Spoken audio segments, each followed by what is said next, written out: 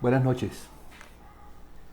Hoy, como es la costumbre de los martes, estaremos compartiendo sobre profecía. Y hemos tomado el Evangelio de Mateo en el capítulo 23 y 24 como base de este compartir.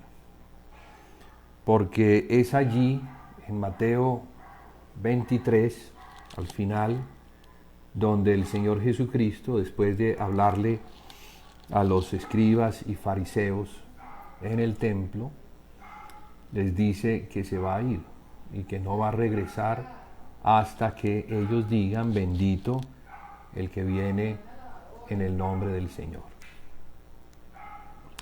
Esas palabras las oyeron sus discípulos, pues él estaba junto a sus discípulos, y conectadas con una respuesta que él les da en relación a una observación de los discípulos que le dicen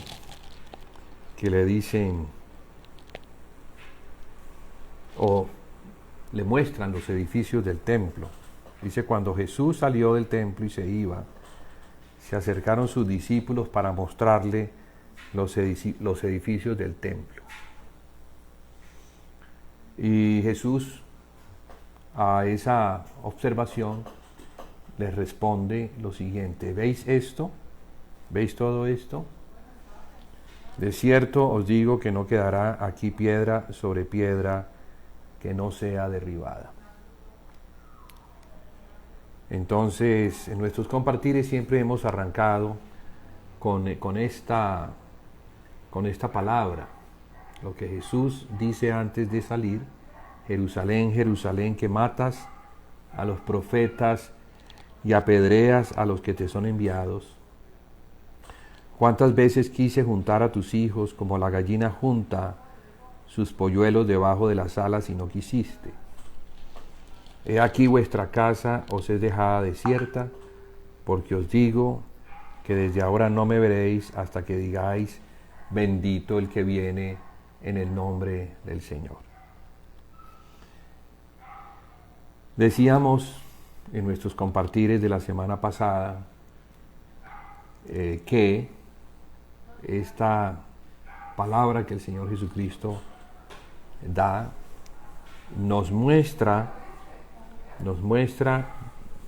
algunas cosas. La primera es que Él se iba a ir, iba a abandonar el templo, siendo Él la razón del templo, pues Él es el tabernáculo de Dios en la carne. Pues la Biblia dice que Dios tabernaculizó en Él, en Jesús. Pero como los judíos no le aceptaron, no era el tiempo de que le recibieran como el pueblo de Israel. No era el tiempo, porque llegará el tiempo del cumplimiento de esa palabra, que sí le iban a recibir y iban a decir: bendito eres tú, el que viene en el nombre del Señor. Hemos entonces desarrollado esta temática relacionada con el regreso del Señor Jesús, y ese regreso relacionado también con el pueblo de Israel, porque como está escrito en el libro de Romanos, pues está dicho acerca de que Dios no rechazó a Israel, sino que lo ha tenido reservado para el tiempo del fin. Y dice que es cuando la plenitud de los gentiles haya llegado. Así está escrito. Quisiera que lo miráramos directamente, hubo una interrupción momentánea quisiera que lo miráramos en el libro de Romanos. Vamos a ir desarrollando esta temática de la venida del Señor Jesucristo, pero relacionada también con la conversión de Israel, que es lo que hemos estado compartiendo.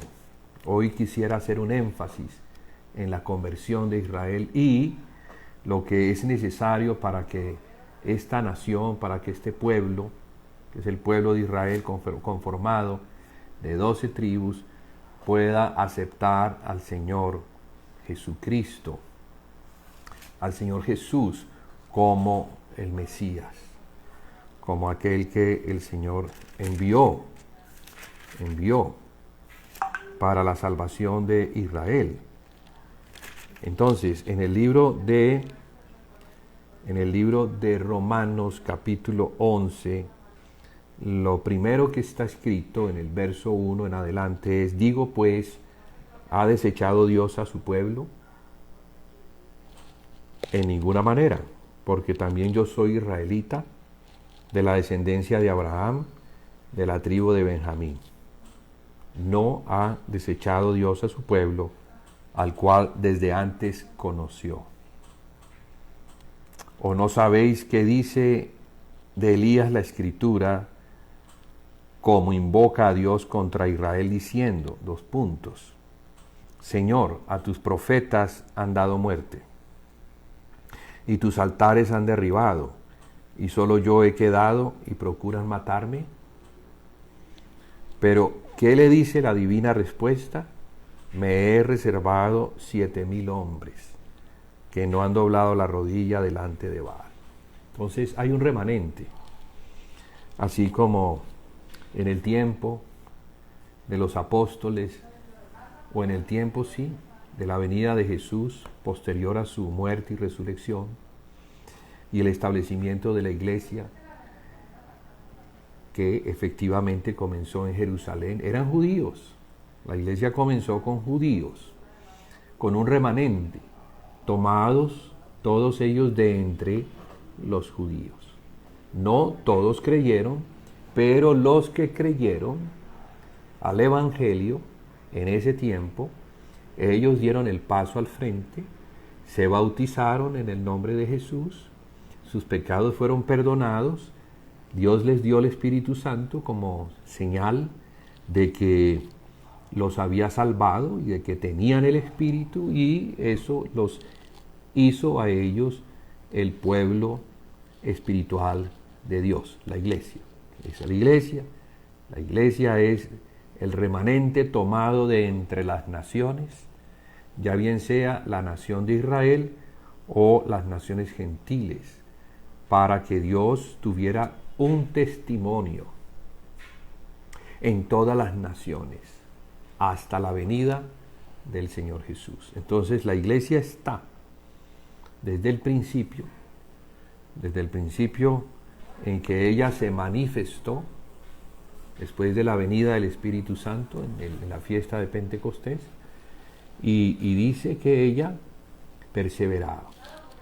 Ellos perseveraban en la doctrina de los apóstoles, en la comunión de unos con otros, que viene como resultado de oír la palabra y de saber que hemos sido hechos en Cristo Jesús para buenas obras, las cuales Dios preparó de antemano para que anduviéramos en ellas. Entonces, esas buenas obras que Dios preparó de antemano no son las obras que se hacen en la carne, en el hombre natural, sino que son las obras que se hacen en Cristo. Aquellas obras santas que son el resultado de tener el Espíritu Santo y de obedecer a la palabra de Dios, dada por medio de Jesús, dada a los apóstoles, y los apóstoles la daron a conocer a la iglesia, como el Señor les mandó. Enséñenles a guardar todo lo que yo les he mandado. Enséñenles a guardar, bautícenlos en el nombre del Padre, del Hijo y del Espíritu Santo, enseñándoles a guardar todas las cosas que yo les he mandado, y yo estaré con ustedes todos los días hasta el fin. Entonces, ese fin, del cual también los apóstoles le preguntan, dinos cuándo serán o cuándo ocurrirán estas cosas, las cuales él dice, no quedará piedra sobre piedra. ¿Y qué señal habrá de tu venida y del fin del siglo? Entonces hay un fin del siglo. Ese fin del siglo no es el fin de la tierra, no es el fin del mundo, es el fin del presente siglo malo, en el cual Satanás se le ha concedido el dominio sobre los reinos de este mundo. Se le ha concedido, no es que él se lo haya tomado, no es que él le haya ganado a Dios, y al ganarle a Dios entonces tenga el derecho por haber sido el vencedor. No, Satanás fue vencido en la cruz de Cristo. Cristo fue exaltado y se sentó en el trono de la majestad a la diestra del Padre. Cristo reina, Cristo vive y reina, y a Él se le ha dado toda autoridad en el cielo y en la tierra. Por lo tanto, todo lo que hay en el cielo, todo lo que es espiritual, están bajo su autoridad, y todo lo que está en la tierra está bajo su autoridad. Entonces es importante que entendamos que Dios no está en problemas, como si las cosas se le hubieran soltado y no supiera qué hacer, porque anda suelto un enemigo. No, todo está dentro de un plan perfectamente diseñado y calculado, y un plan que tiene un término. Dios ha establecido el término de todas las cosas y ha establecido un tiempo para la salvación de Israel. Recordamos el libro de Daniel, donde vemos que Dios establece que va a haber 70 semanas, o que habrían 70 semanas para la salvación de Israel. Entonces, hay un tiempo que mucho de esas cosas ya se cumplieron y faltan algunas por cumplirse. Entonces, esas que faltan por cumplirse y que están conectadas con el plan que Dios tiene para la salvación de Israel, vinculan a los gentiles. Algo que no estaba en Daniel, pero que a los apóstoles les fue revelado, que los gentiles también hacían parte, no solamente los judíos, sino que en la cruz Jesús, como el Hijo del Hombre, como el descendiente de Adán, porque Jesús desciende de Adán, aunque es hijo de Dios, también es hijo del hombre. Y como hijo del hombre, entonces él como hombre, toma la carga del pecado. ¿Sí? Esa cruz representa a ese árbol del conocimiento del bien y del mal, del cual el hombre comió, rebelándose contra Dios. Y ese mismo árbol del cual comió es el que lo va a sentenciar al hombre, ¿sí? El que lo va a sentenciar, el que lo va a justiciar. Por eso entonces el madero que Jesús cargó representa el pecado que fue cargado sobre él, sin ser el pecador, cargó el pecado y las consecuencias del pecado que obligaban que el hombre muriera, como consecuencia del pecado que se incurrió en ese tiempo, allá en el jardín, cuando la mujer engañada toma del fruto que se le prohibió no comer, y dándole al hombre que no dice nada, el cual acepta y come, entonces el pecado es consumado. Lo que nos enseña entonces la Biblia es que ese mismo día también Dios da una profecía. Quisiera mencionar esa profecía antes de ir a la parte de Israel, al capítulo 11 de Israel, donde el Señor habla y les muestra que iba a poner enemistad entre la serpiente y la mujer. Una enemistad. Y entre la descendencia o la simiente de la serpiente y la simiente de la mujer. Vemos que desde el mismo principio Dios establece lo que habría de acontecer como consecuencia de lo que ocurrió ese día. Entonces ya de antemano se conoce por la palabra de Dios, la cual es fiel, que habría una guerra entre dos. La serpiente, que es el diablo y Satanás, y la mujer, que es el pueblo del Señor. Pero habría también una descendencia de la serpiente y una descendencia de la mujer. Sabemos ya, porque han pasado los siglos, los milenios, casi que podríamos decir que Jesús nació unos 4.000 años después, 4 milenios después de esa palabra, que en la cruz la serpiente fue derrotada. La autoridad o poder que la serpiente, Satanás, tenía sobre el hombre, sobre el pecado, sobre la muerte, que viene como consecuencia del pecado, en la cruz fue derrotado. ¿Por qué fue derrotada la serpiente? ¿Por qué la serpiente fue derrotada?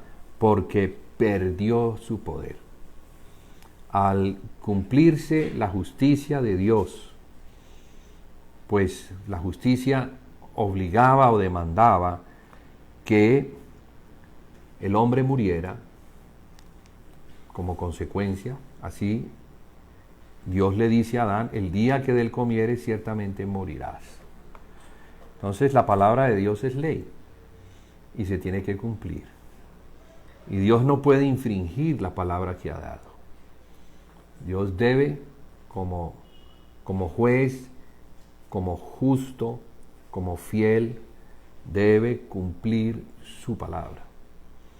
Entonces esta palabra se cumple, y se cumple perfectamente, o la justicia de Dios se cumple cuando un descendiente de Adán, un hombre, enteramente un hombre, solo que es justo, porque Jesús no muere por sus pecados, sino que muere por los pecados de la humanidad. Allí entonces la justicia de Dios es satisfecha, y al hacerse la justicia se hace la paz. Dios puede reconciliar todas las cosas, las cuales se lograron reconciliar por medio de la sangre derramada como pago por el pecado. Entonces la sangre viene a ser como el pago. En la sangre está la vida. Y no fue 1 litro de sangre, sino que fue toda la sangre la que se derramó hasta la última gota. Jesús murió porque ya en él no había sangre que le permitiera como hombre poder vivir.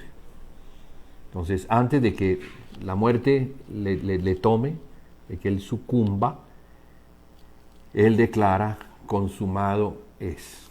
La palabra que él dice es tetelestai. ¿Qué significa eso? Es una palabra que se usaba para decir está cancelado. Como cuando alguien le pasa una factura y uno paga la factura, y entonces viene un sello de aquel que pasa la factura que dice cancelado. O sea, ya no hay deuda. La deuda del pecado quedó cancelada. O sea, el hombre el hombre, representado por aquel Hijo de hombre, Jesús, quedó eximido de toda culpa. Pero eso no fue suficiente. No fue suficiente lo que se logró en la cruz. Porque aunque Él muere y paga la deuda, además Él al tercer día resucita. Y resucita con poder. Y en esa resurrección de poder, ya en un cuerpo de resurrección, que tiene la capacidad o potestad de impartir de su espíritu la vida.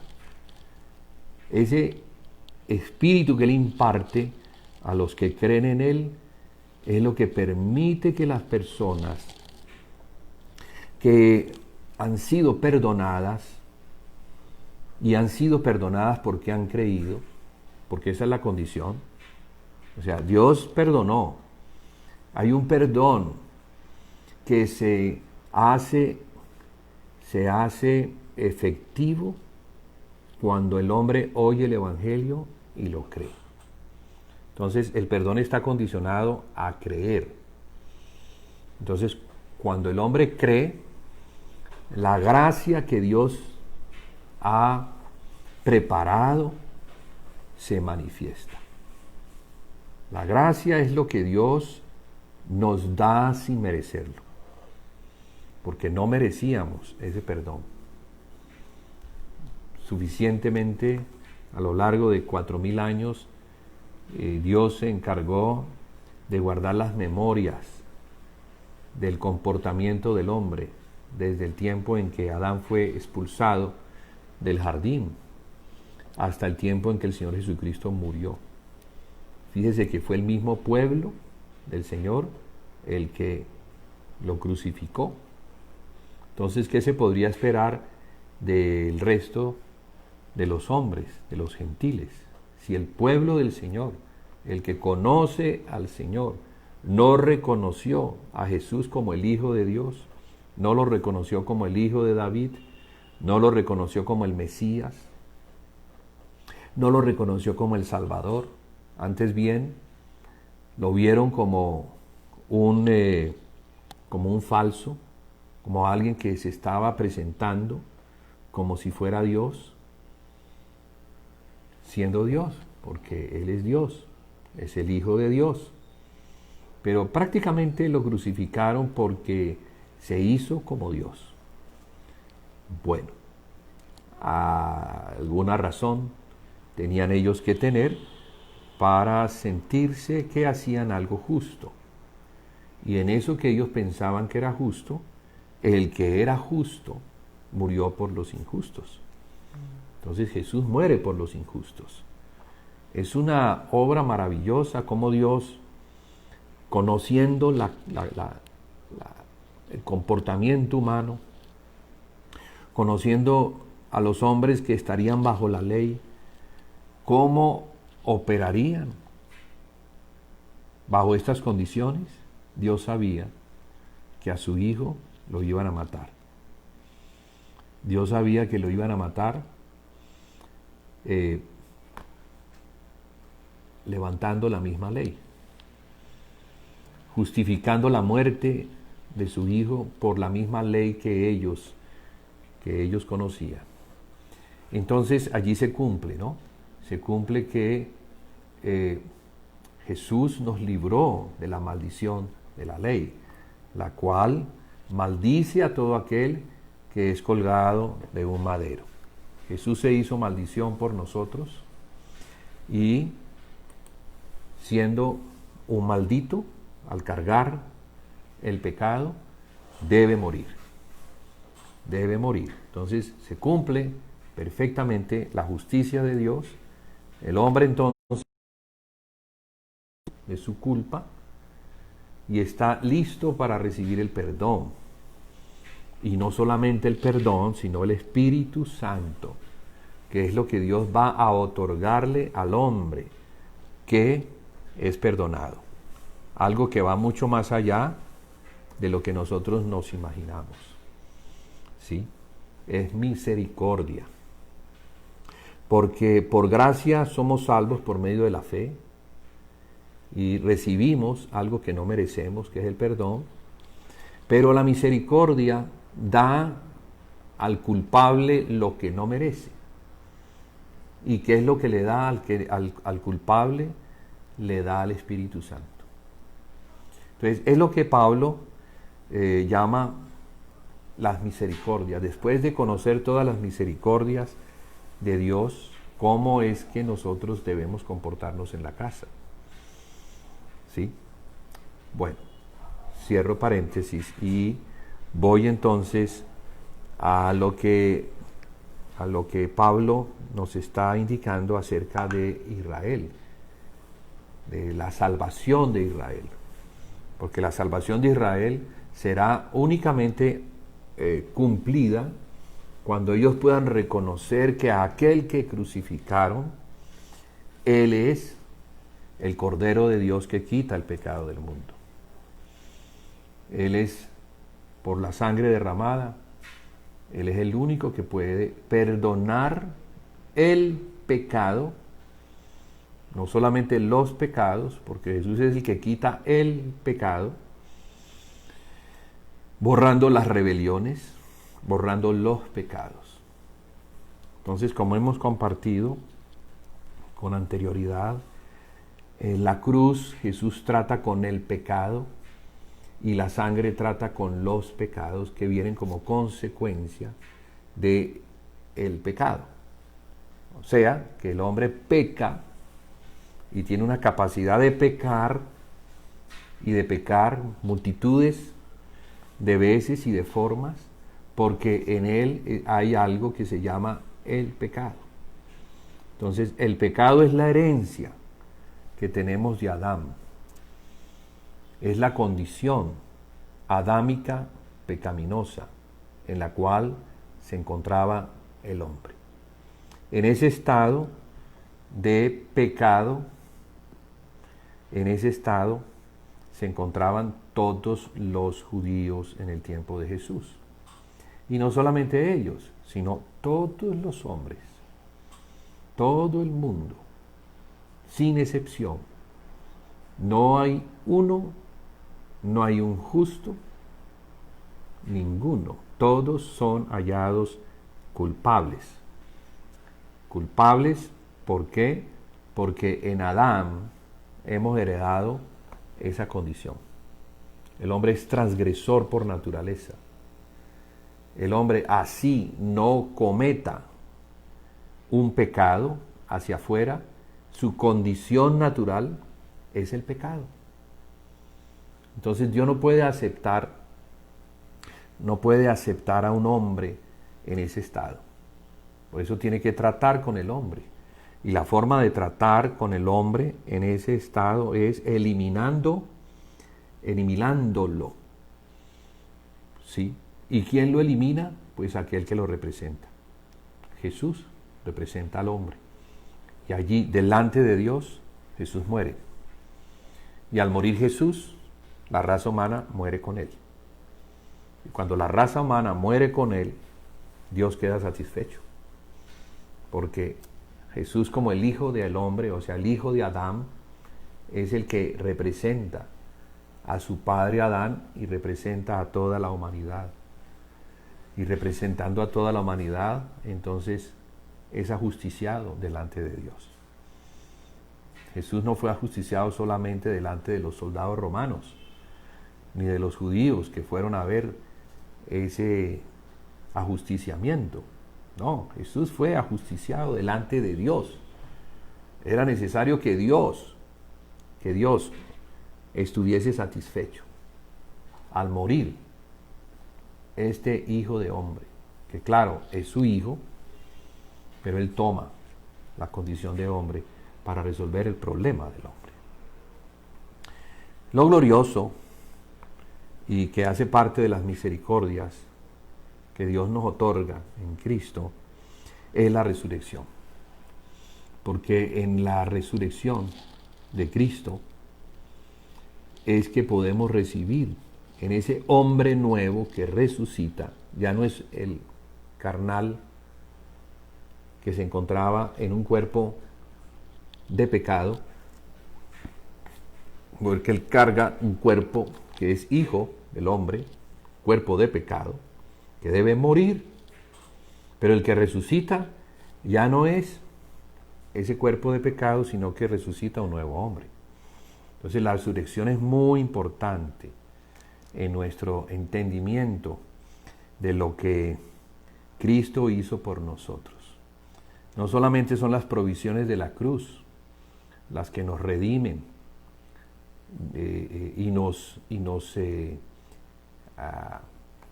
y permiten la alianza o la reconciliación de Dios con el hombre, sino que también están las provisiones de la resurrección. En las provisiones de la resurrección, Dios nos puede otorgar lo que no podía otorgarle al hombre antes de la cruz.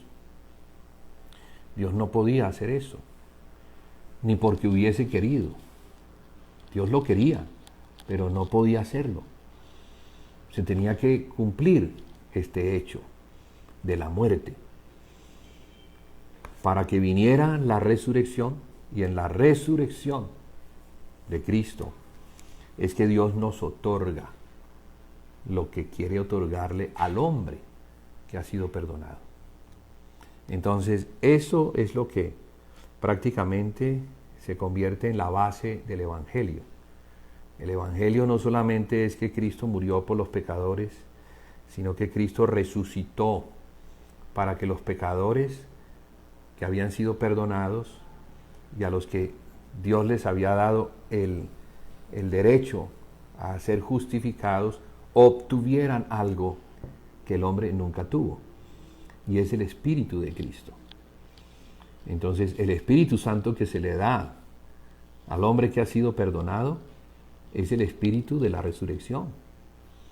O sea que nosotros como cristianos, como creyentes que hemos recibido el Espíritu de Cristo, que es el Espíritu que resucitó a Cristo de entre los muertos, ese es el Espíritu que tiene poder, porque si resucitó a Cristo de entre los muertos, y ese es el Espíritu que se nos ha sido dado, ¿cómo no podrá entonces resucitar en nosotros toda cosa que se encuentre muerta? Pues claro que sí.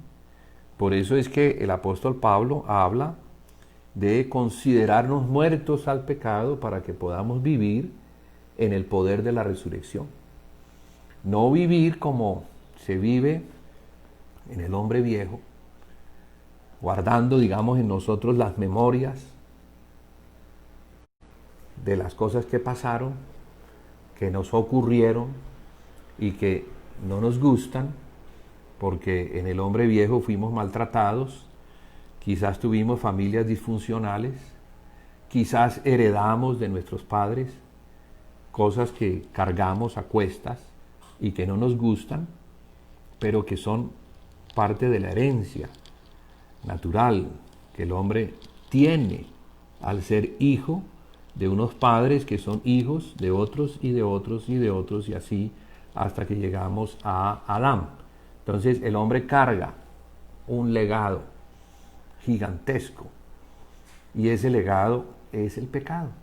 O sea, es una herencia de pecado que en la muerte de Jesús esa herencia o esa maldición es quitada. Pero es quitada cuando yo entiendo el Evangelio. O sea, ya es un hecho, ya es algo que jurídicamente hablando ya se resolvió. Pero para que sea efectivo, yo tengo que conocerlo, recibirlo y vivir en ese hecho. Es equivalente como cuando a una persona le entregan un cheque. Allí en ese cheque hay una cantidad de dinero. Ese cheque representa una cantidad de dinero que no es efectivo hasta que no vaya a la ventanilla del banco y lo cobre. Solo cuando él cree que allí en ese cheque hay una cantidad de dinero y se acerca donde está el cajero y con confianza entrega el cheque y claro, le es devuelto el dinero, ahora tiene el dinero efectivo. Entonces, la efectividad de lo que ocurrió en la cruz del Calvario, de lo que ocurrió en la resurrección, de lo que ocurrió en la entronización, de lo que sigue ocurriendo por causa de que Jesús está activo como el sumo sacerdote y sigue dando y proveyendo y edificando, nos es efectivo cuando conocemos la palabra, cuando conocemos el Evangelio, cuando decidimos caminar en la fe que es en Cristo Jesús. Entonces obtenemos mucho cuando oímos todos los beneficios que se lograron en la cruz, en la tumba, en las partes más bajas de la tierra, porque Jesús en la cruz estuvo, allí murió, fue enterrado, fue a la tumba, pero también bajó a las partes más bajas de la tierra. Y desde las partes más bajas de la tierra se llevó cautiva la cautividad. Y dice la Escritura que dio dones a los hombres. Entonces, el libro de Efesios, hablando de la iglesia, dice que llevó cautiva aquel que descendió. Vamos a leerlo. Vamos a dejar un poquito Romanos para más adelante. Vamos a leer Efesios, lo que logró el Señor Jesús, que debemos nosotros conocer, porque es algo glorioso y que por ignorancia entonces no obtenemos, sencillamente porque no conocemos. El Señor dice: mi pueblo perece por falta de ¿qué? De conocimiento. ¿Y quién es su pueblo? Nosotros. ¿Por qué perecemos? ¿O por qué no obtenemos lo que Dios quiere que obtengamos? Porque no conocemos. Entonces, en el capítulo 4 de Efesios, dice lo siguiente, dice así. Él dice: pero a cada uno de nosotros, desde el verso 7, fue dada la gracia conforme a la medida del don de Cristo. Por lo cual dice: subiendo a lo alto, llevó cautiva la cautividad y dio dones a los hombres. Y esto de que subió, ¿qué es? Sino que también había descendido primero a las partes más bajas de la tierra. El que descendió es el mismo que también subió por encima de todos los cielos para llenarlo todo. Y ahora sí entonces habla de los dones.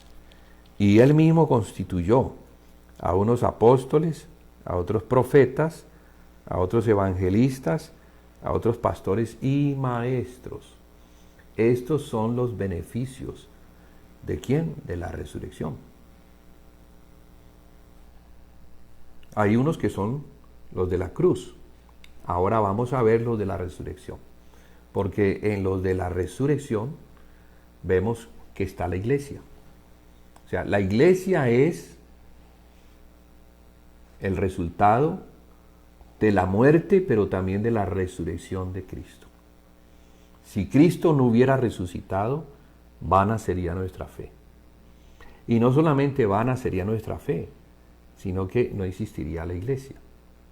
El hombre hubiese sido perdonado, pero simplemente se hubiera quedado con ese perdón. No se le hubiera otorgado el Espíritu. El Espíritu viene como resultado de la resurrección de Cristo. Es el día de la resurrección de Jesucristo, el día en que Él se presenta ya en cuerpo de resurrección, que Él sopla su Espíritu y le dice a sus discípulos: recibid el Espíritu. Allí es donde Él, que es el Espíritu vivificante, concede de su Espíritu, de su aliento, la vida de resurrección. Entonces, es en la resurrección que Él concede algo que el hombre no podía tener y que lo constituye como un miembro de su cuerpo. Ya cuando el hombre nace de nuevo y tiene el Espíritu de Cristo, ahora es un miembro de su cuerpo. Tiene comunión con Él por medio del Espíritu que Él le ha dado, que otorga al hombre además resurrección. El Espíritu que está muerto en delitos y pecados renace a una vida nueva, a la vida del Espíritu, es regenerado. Entonces no solamente el espíritu del hombre es regenerado, sino que siendo regenerado puede entonces recibir al Espíritu Santo. Entonces es algo muy impresionante y muy glorioso esto que el hombre obtiene por causa de estas misericordias de Dios. Somos ahora no solamente renacidos, sino que tenemos el espíritu de la vida eterna. Como dice entonces Juan en el Evangelio, en capítulo 3, dice que tanto amó Dios al mundo, que ha dado a su unigénito, para que todo aquel que en él crea no se pierda, mas tenga ¿qué? Vida eterna. Entonces, esa vida eterna, ¿cómo la obtiene el hombre? Por medio del Espíritu eterno que recibe. ¿Y lo recibe en dónde? En el Espíritu que ha renacido. Juan habla de estas cosas en el capítulo 3, cuando hablando con un fariseo, con un maestro de Israel, un hombre religioso, que está interesado en saber algo de Jesús, y se reúne con Jesús en la noche, no en el día, tal vez por temor a sus compañeros de que lo vean, porque en ese tiempo él ya estaba oyendo de sus compañeros que a Jesús había que matarlo, que Jesús era una persona peligrosa, que lo que Jesús decía y hacía podía causar una revuelta, y en esa revuelta los romanos se podían venir contra ellos y perder ellos los privilegios. En realidad ellos estaban cuidando los privilegios como élite religiosa, de la cual ellos tenían ganancia. Entonces ellos, al oír a Jesús, se daban cuenta que lo que él enseñaba iba en contra de lo que ellos hacían. Tal vez no de lo que ellos enseñaban, pero sí de lo que ellos hacían. Entonces tenían temor. Y por eso entonces conspiraron y lo mataron. Pero en eso entonces se cumplió lo que se tenía que cumplir, que él muriera. Que un hombre muriera por todo el pueblo. Como lo dijo el sacerdote, es mejor que un hombre muera y no que todo el pueblo muera. Entonces este revoltoso hay que matarlo, porque si no lo matamos, nos va a levantar en revuelta y vamos a perecer todos por los romanos. Era la manera de pensar. Y en esa aparente justicia lograron ajusticiar al santo. Bien, entonces, mire, ¿qué es lo que dice el Efesios 4? Efesios 4 dice que en la resurrección Jesús dio dones a los hombres. Y esto lo podemos entender por qué. Porque en el poder de resurrección ya podía impartirse Él en los hombres, y al impartirse podía constituir a unos apóstoles, a otros profetas, a otros evangelistas, a otros pastores y maestros. Pero con la finalidad ¿de qué? De que ellos, que son los dones de Cristo dados a la iglesia como dones, porque son regalos, son gracias, es la gracia que está relacionada con el regalo, o sea, nada que el hombre merezca, sino que Dios lo hace porque le place, quiere hacerlo, ama hacerlo, porque Él es Padre y quiere hacer esto. Entonces al Padre le complace no solamente tener hijos que sean como su Hijo Jesús, sino tener una casa en la cual habitar. Porque la iglesia es eso. La iglesia se constituye en la casa de Dios. en el templo del Espíritu Santo. Y esa casa pues se tiene que edificar conforme a los parámetros de la santidad de Dios, a las exigencias que solamente uno conoce. Aquel que tiene intimidad con el Padre, que conoce cómo es el Padre, que sabe lo que piensa el Padre, lo que anhela el Padre, lo que desea el Padre, cómo es el Padre, así mismo es el Hijo. Entonces la casa, que es la iglesia de Dios, que es el cuerpo de Cristo, que es el templo del Espíritu Santo, solo Jesús puede edificar. Solo Él, que conoce al Padre, que tiene intimidad con el Padre, que conoce todos los misterios del Padre, puede edificar una casa para el Padre. O sea que la casa que Jesús edifica para el Padre complace en todo al Padre. Y para eso entonces constituye hombres. Fíjese que estos hombres son constituidos no para adueñarse de la casa, es decir, que la casa es de ellos, sino para edificar, para ayudar en la edificación de la casa del Padre, de la casa de Dios. Entonces, ¿qué es lo que ellos hacen? Ellos perfeccionan a los santos. ¿Quiénes son los santos? Los que fueron santificados por la sangre. La sangre de el Señor, la sangre de Cristo, limpió, apartó. Esa palabra santo es la palabra apartado. Entonces, la sangre cortó al hombre, lo cortó, lo separó del mundo y lo trajo hacia Dios, para que aquellos que fueron apartados pudieran entonces ser los sacerdotes de Dios, conocer a Dios y ministrar a Dios. Entonces la iglesia principalmente es la casa de Dios para Dios.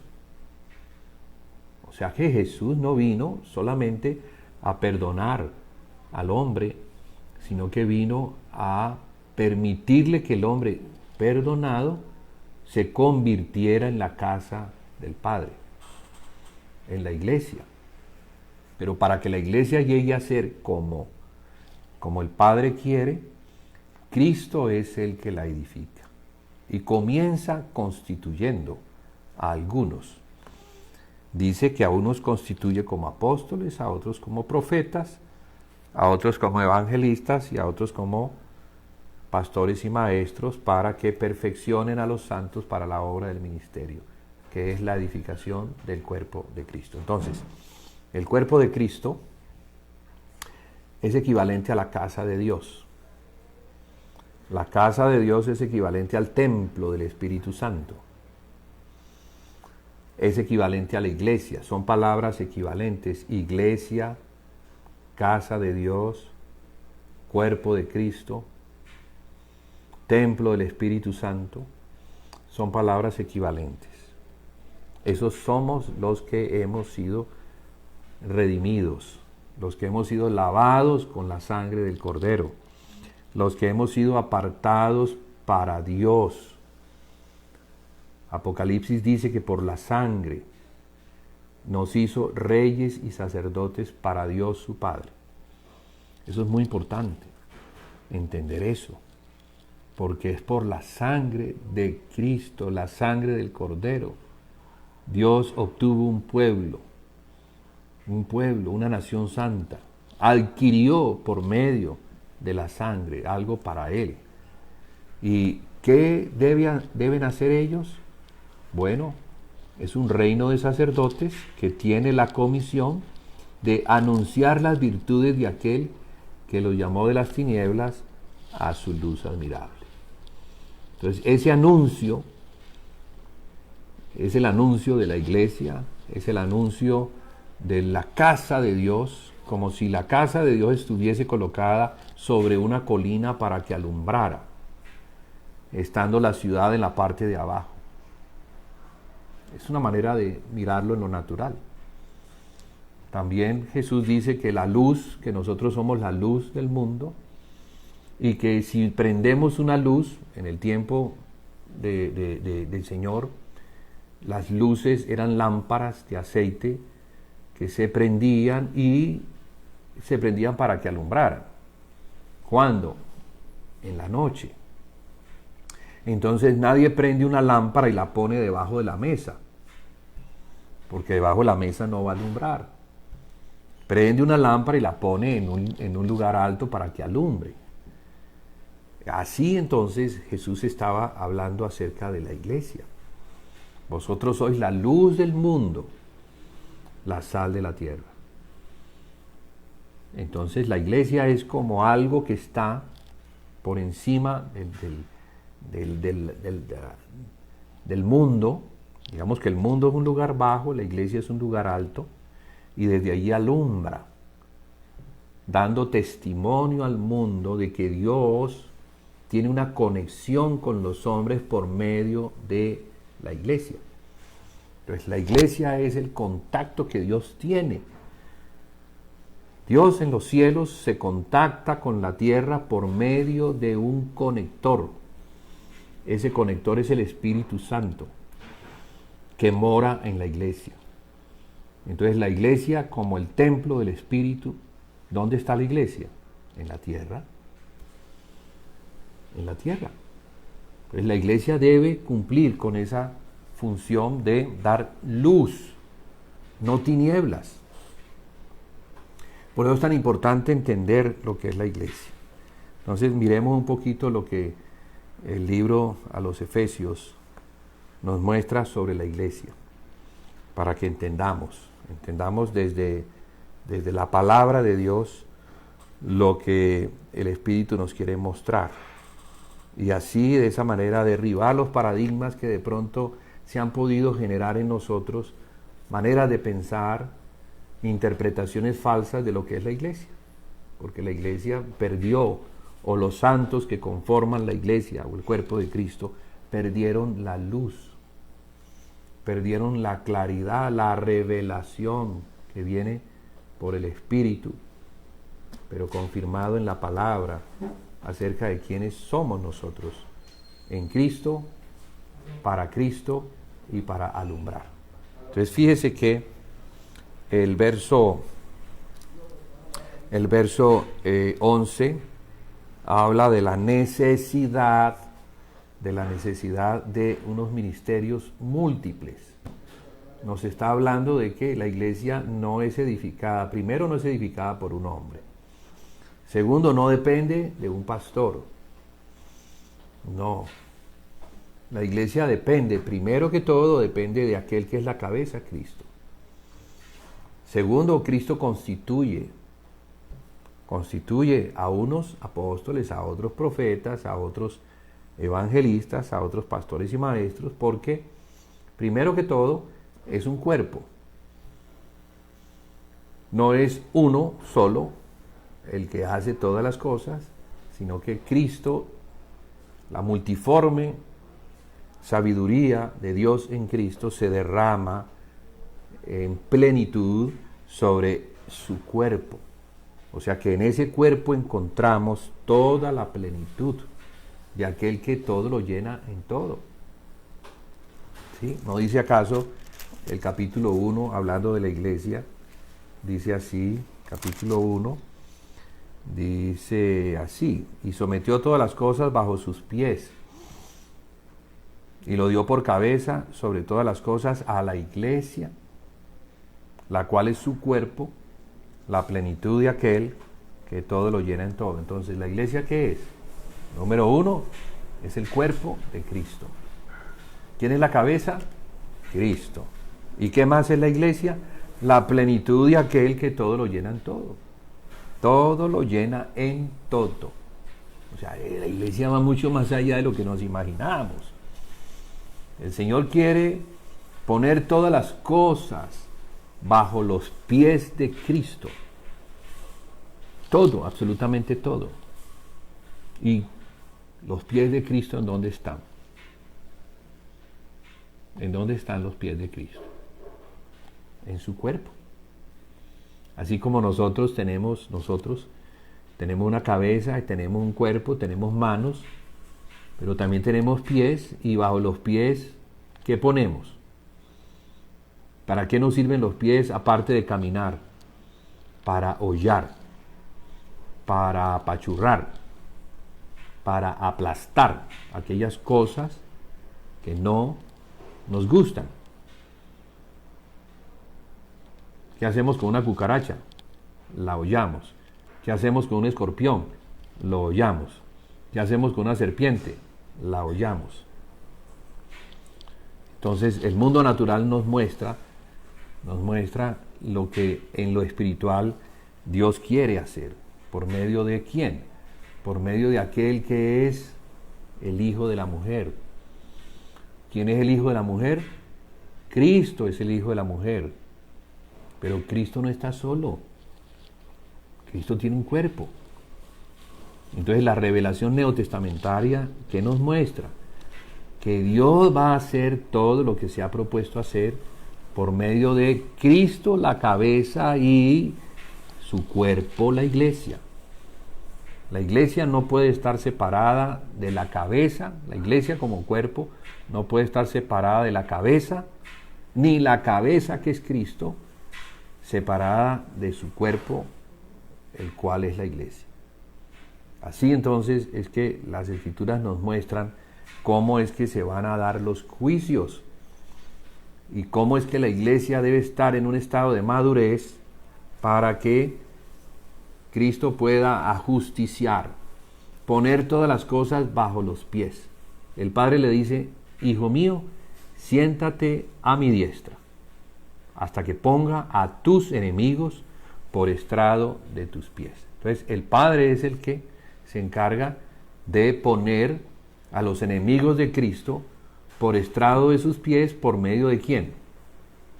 De su cuerpo, la iglesia. Entonces la iglesia tiene una tremenda responsabilidad cuando estas cosas las vemos. Pero debemos entender lo que es la iglesia. Porque si no entendemos lo que es la iglesia, entonces no se va a poder lograr. ¿Sí? Bueno, entonces volvemos al capítulo 4. Y digo todas estas cosas porque esto está relacionado con la salvación de Israel. Está relacionado. Si la iglesia no tiene la madurez, entonces ¿qué evangelio va a predicar?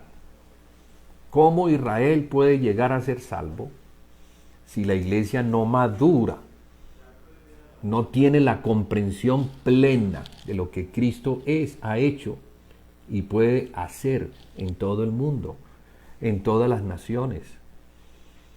¿Sí? Porque Él vino a redimir a todas las naciones. Recuerde lo que le dijo el Señor a Abraham, de que en su simiente, o sea, en su descendencia, la cual es Cristo, porque su descendencia, claro, Isaac es descendencia de Abraham, pero Isaac no iba a cumplir esto de que las familias y las naciones fueran benditas. También el hijo de Isaac, Jacob, que viene a ser luego Israel, tampoco cumple esa palabra. Y tampoco los hijos de Jacob. Y tampoco Judá, que es el patriarca del cual desciende David. Entonces David es descendencia también de Abraham, pero David no es el que cumple esa palabra de que las naciones fueran benditas. Pero si hay uno que desciende de David y desciende de Judá y desciende de Jacob y desciende de Isaac y desciende de Abraham, ese es Jesús. Entonces Jesús es el que, esa simiente de bendición que bendice a las naciones de la tierra y a las familias de la tierra.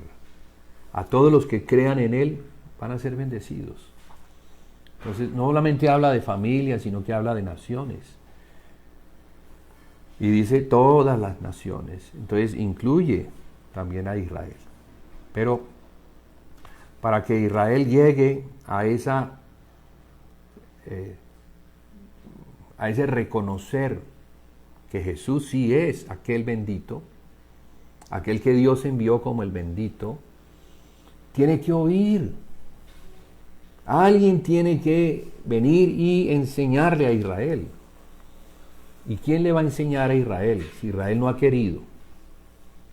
Pues tendrán que ser los gentiles que se han creído. Los gentiles, que somos nosotros. Entonces por eso dice que Israel será salvo cuando llegue la plenitud de los gentiles. Y esa plenitud de los gentiles no solamente habla del número, sino que habla también de la madurez de los gentiles. De modo que la madurez de los gentiles está relacionada con la madurez que la iglesia tiene. Y en esa madurez el Señor va a tomar ese remanente para predicarle a la nación de Israel. ¿Ve que es importante? Entonces, hablando de la plenitud, seguimos aquí en el capítulo 4.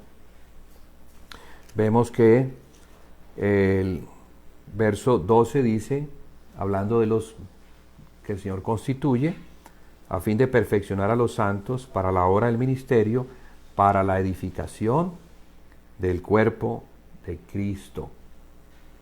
Hasta que, aquí está esta parte importantísima, hasta que, o sea que hay una meta a alcanzar. Y esa meta a alcanzar es hasta que todos, fíjese, ¿de quién está hablando? De la iglesia de Éfeso, una iglesia local, que está conformada de judíos y de gentiles. Porque eso es lo que dice el capítulo 2. En el tiempo de los apóstoles, las iglesias estaban conformadas de judíos y de gentiles. Dos pueblos que tenían que aprender a vivir unidos por Cristo, en el mismo espíritu.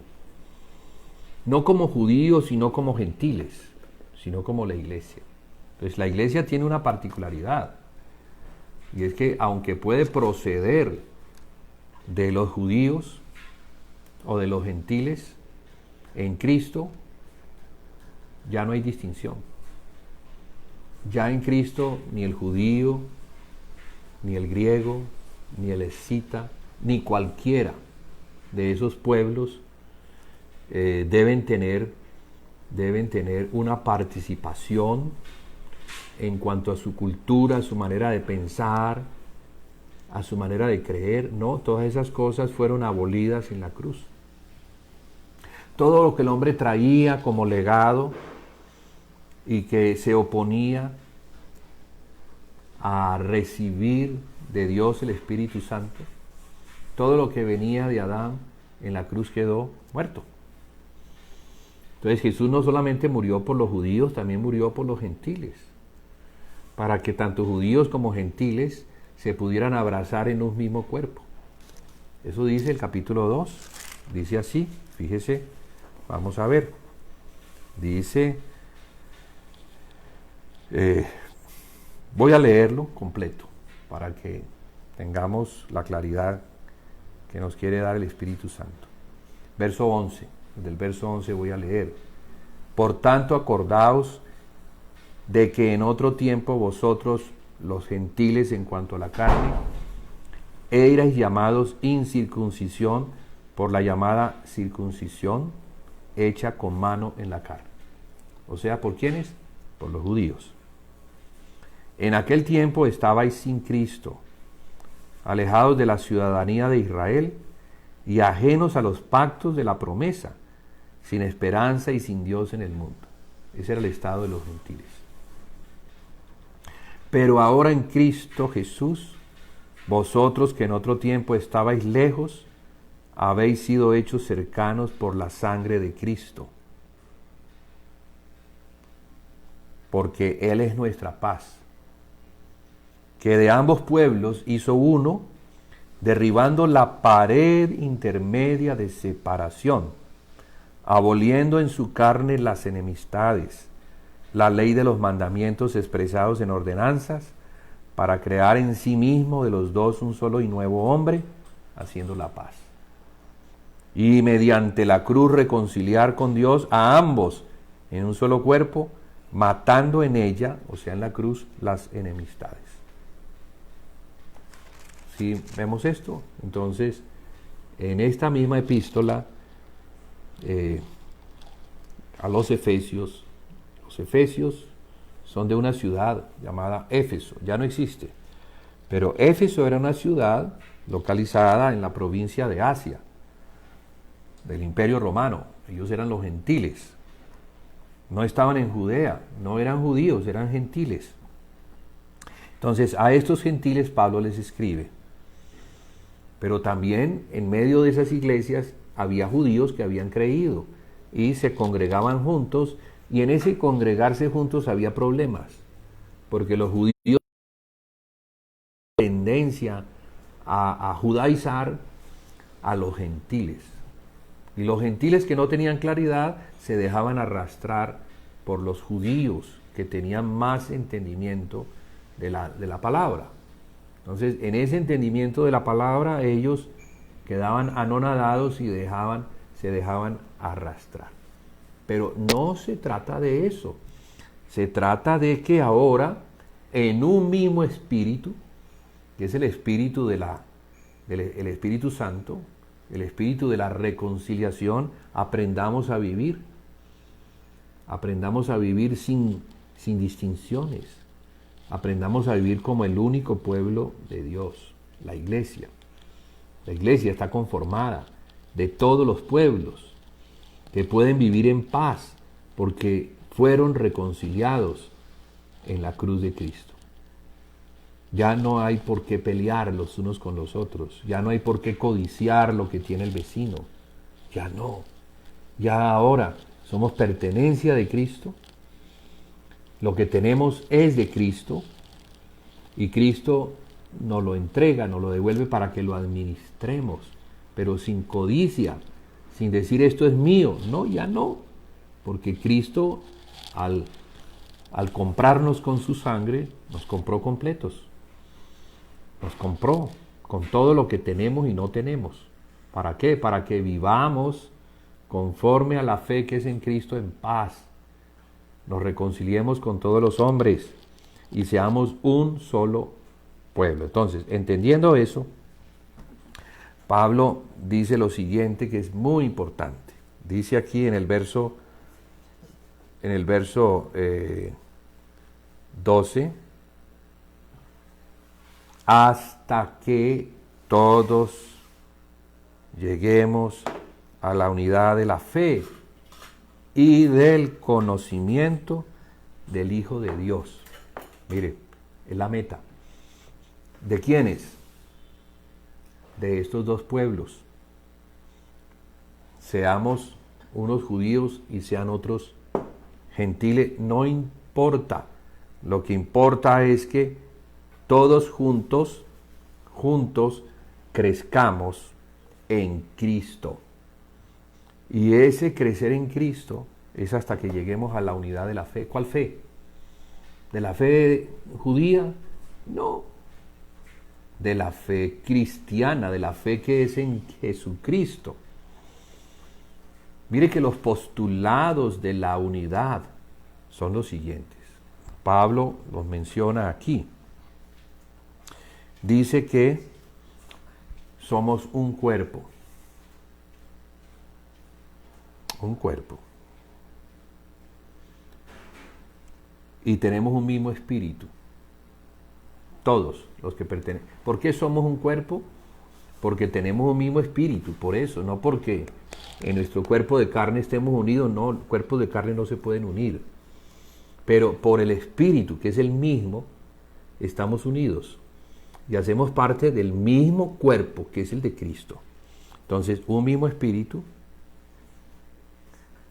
Tenemos un mismo Señor, todos los que somos de Cristo. ¿Y ese Señor cuál es? Jesús es el Señor.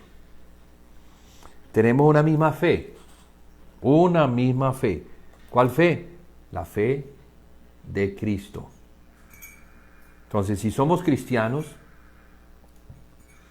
cristianos, o sea que seguimos a Cristo, no importa si seamos católicos, si seamos evangélicos, mientras confesemos que Cristo es el Salvador, el Señor y cabeza de la iglesia, entonces somos de Cristo, ¿verdad?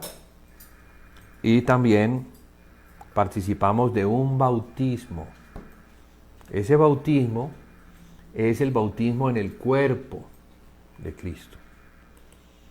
En ese bautismo, que no es el bautismo de aguas por el arrepentimiento, sino que es la inmersión en el cuerpo de Cristo. Cuando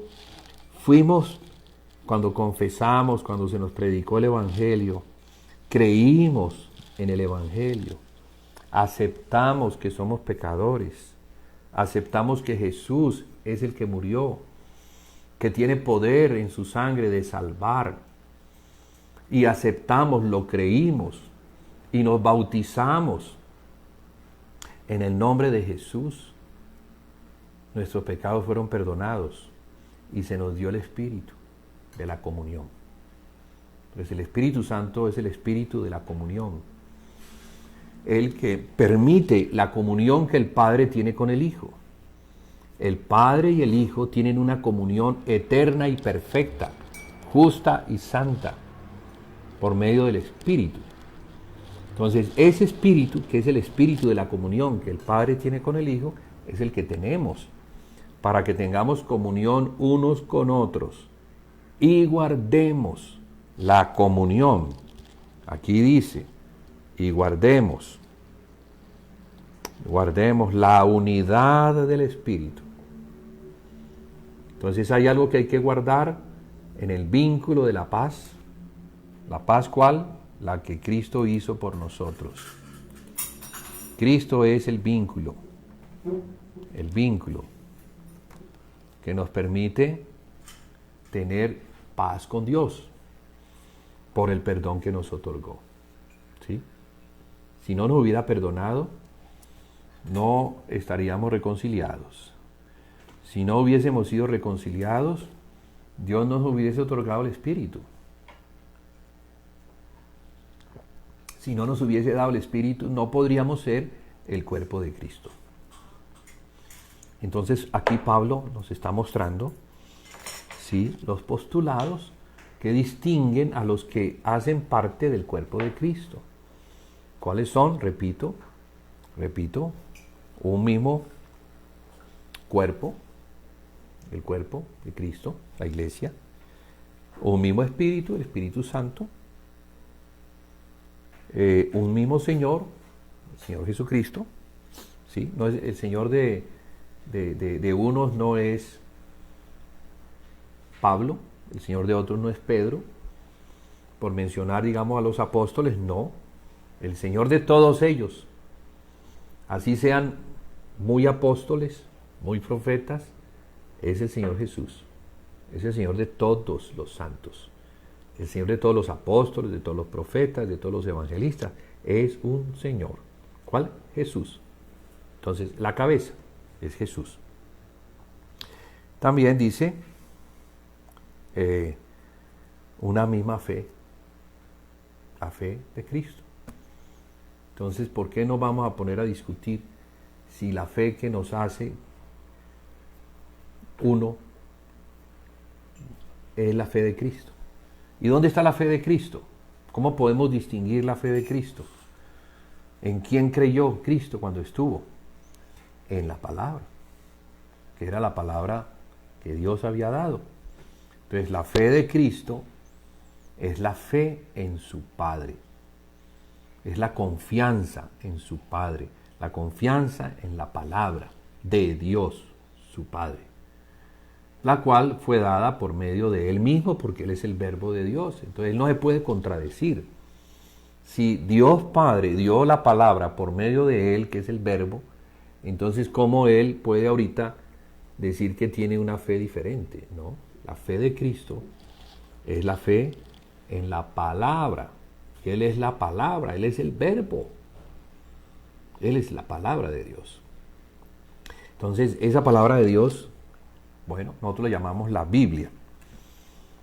Otros la llaman las Escrituras. Pero la Biblia, porque es un conjunto de libros que fueron apilados o compilados, y de todos esos escritos, que antes eran rollos, ahora compilados tenemos 66 libros. Esa es la palabra completa, el Antiguo y el Nuevo Testamento, que se completan. Génesis el primero, Apocalipsis el último.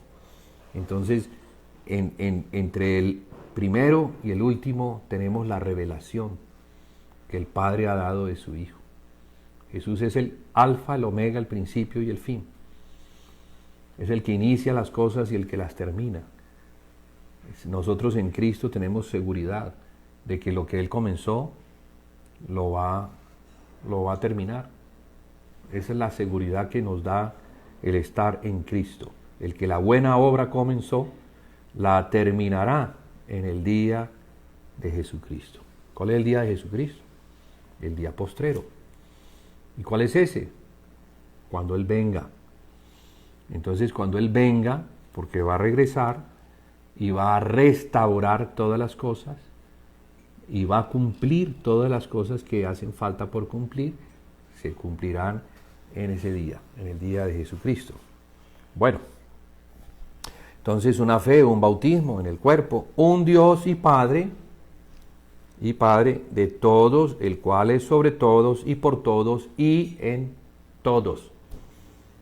Bueno, con esto, ¿cómo nos podemos nosotros desligar? Estos son los linderos.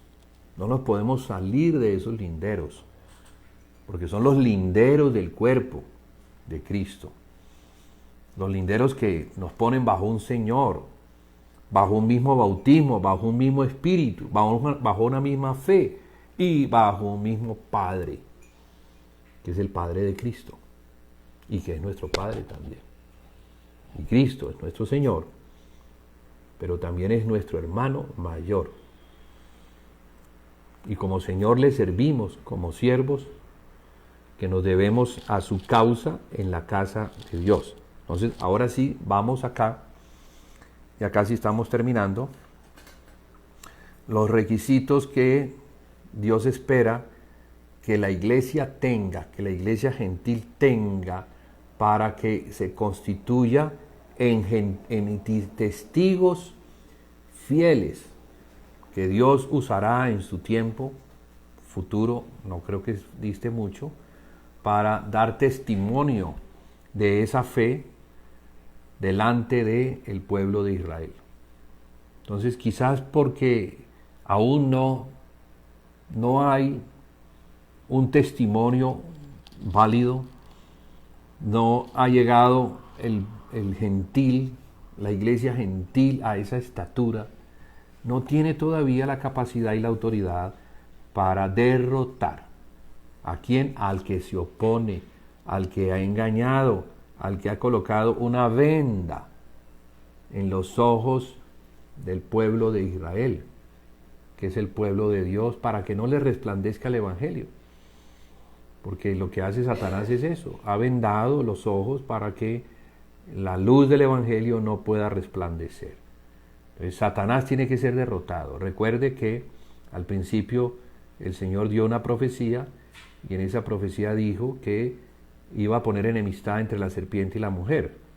Entonces, ¿esa mujer quién es? El pueblo, Israel. Entonces, ¿el enemigo de Israel quién es? La serpiente. Y los hijos de la serpiente, que luego vamos a ver cómo es que ellos van a mostrarse, porque los hijos de la serpiente, los hijos del diablo, son los que siempre se han opuesto a Cristo. Ellos fueron los que crucificaron a Jesucristo. Jesús les dijo: ustedes no son hijos de vuestro padre Abraham, ustedes son hijos de vuestro padre el diablo, y por eso me queréis matar. Entonces, ¿sí ve? Los hijos de la serpiente, los hijos del diablo, de Satanás, son los que quieren matar a Cristo y a los descendientes de Cristo, a los cristianos. Eso vamos a verlo en el tiempo del fin. Vamos a ver un avanzar de ese espíritu, un crecer, porque Daniel habla de un cuerno pequeño que crece, y en el crecer se hace más grande que sus compañeros, por su hablar. Entonces, ¿es el hablar de quién? Es el hablar de la serpiente. Y la serpiente tiene la capacidad de engañar, la capacidad de atrapar en su red de engaño a muchos. De eso habló Jesús: mirad que nadie os engañe, porque vendrán muchos en mi nombre diciendo yo soy el Cristo, y a muchos se engañarán. Entonces Jesús advierte desde el principio: mirad que nadie os engañe. Bueno, estamos aquí entendiendo que los postulados de la unidad son estos que al final el apóstol menciona, hasta que lleguemos a otra unidad, que es la unidad de la fe y del conocimiento del Hijo de Dios. Porque esa es la meta a alcanzar. La iglesia llega a la meta, a la plenitud de su estatura, cuando llega a la estatura de Cristo, que es el modelo, bueno, me enredé, pero vamos a leerlo desde la Escritura, porque así lo dice mucho más claro. Hasta que todos lleguemos a la unidad de la fe y del conocimiento del Hijo de Dios, a un varón perfecto, a la medida de la estatura de la plenitud de Cristo. O sea que la iglesia no tiene todavía la madurez, y sin tener la madurez no tiene la autoridad, porque es niña. En la casa, un padre tiene hijos, pero el padre no le va a entregar las llaves de la casa a un hijo inmaduro. Un hijo inmaduro que le va a abrir a cualquiera. Cualquiera toca y puede engañar al niño, y el niño lo deja entrar. Entonces, si no tiene el hijo no ha alcanzado madurez para discernir, el padre no va a ser tan tonto de entregarle llaves de la casa, porque las llaves de la casa representan autoridad. Es la autoridad que el padre le da a su hijo de representarle. Y en esa representación están las llaves.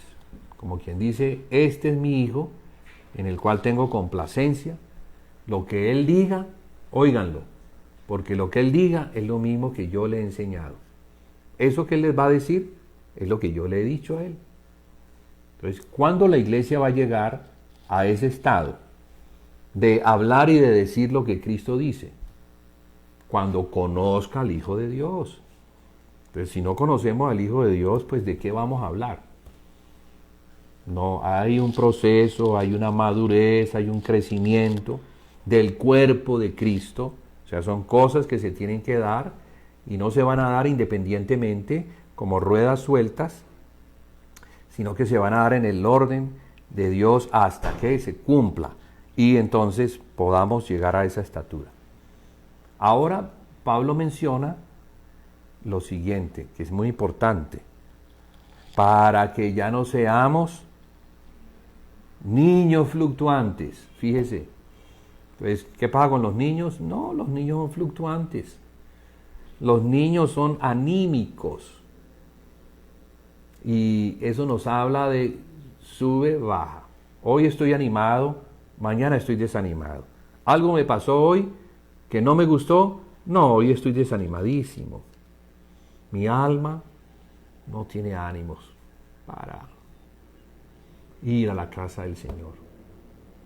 No, mi alma está mal. ¿De eso qué habla? Niñez. Porque el que va a crecer bajo muchas pruebas. Muchas pruebas que lo van a probar y lo van a desaprobar si no pasa la prueba, o lo van a probar si pasa la prueba, y si pasa esa prueba, va a otra prueba, y así va de prueba en prueba, de tribulación en tribulación, hasta que puede entrar en el reino de los cielos.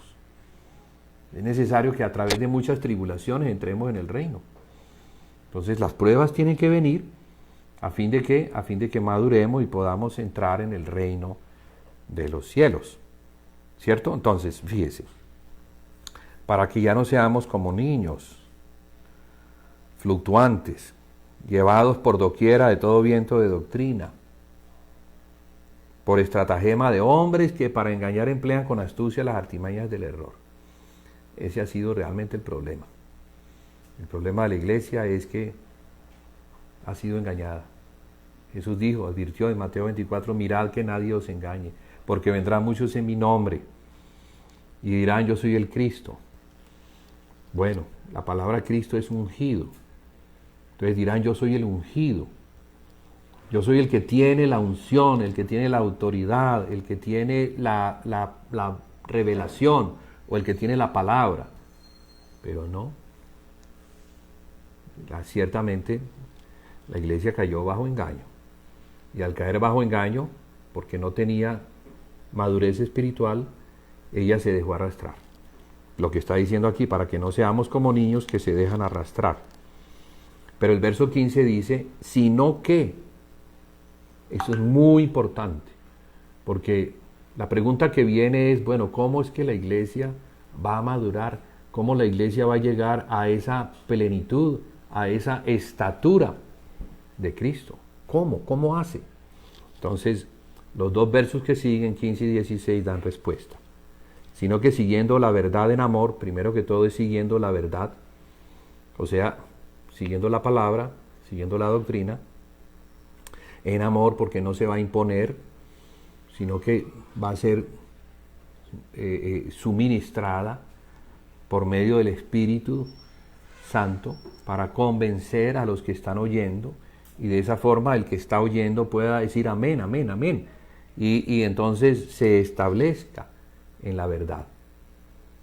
Entonces no es por ley, no es por látigo, no es por obligación, sino por revelación. La iglesia no puede crecer por los medios humanos, por los medios de la carne, del control, por los medios de la intimidación, del temor. Por allí no crece. La iglesia crece cuando recibe la palabra por los medios de la revelación. Entonces es la revelación que el Padre imparte de su Hijo y la revelación que el Hijo imparte de la iglesia, la que le permite al que recibe poder crecer. Si no, no crece. Entonces, fíjese, sino que siguiendo la verdad en amor, crezcamos en todo, en aquel que es la cabeza, esto es, Cristo. Entonces, todos crezcamos en todo, en aquel, porque estamos hablando de un crecimiento de todo lo que de Cristo podemos recibir. No se puede llegar a la plenitud a menos que recibamos todo lo que de Cristo hay. Y dice, de quien todo el cuerpo, o sea, la iglesia conformada de los miembros, bien concertado y unido entre sí, por todas las coyunturas que se ayudan mutuamente. Esta parte es muy importante, porque ahora habla de cómo es que son las operaciones.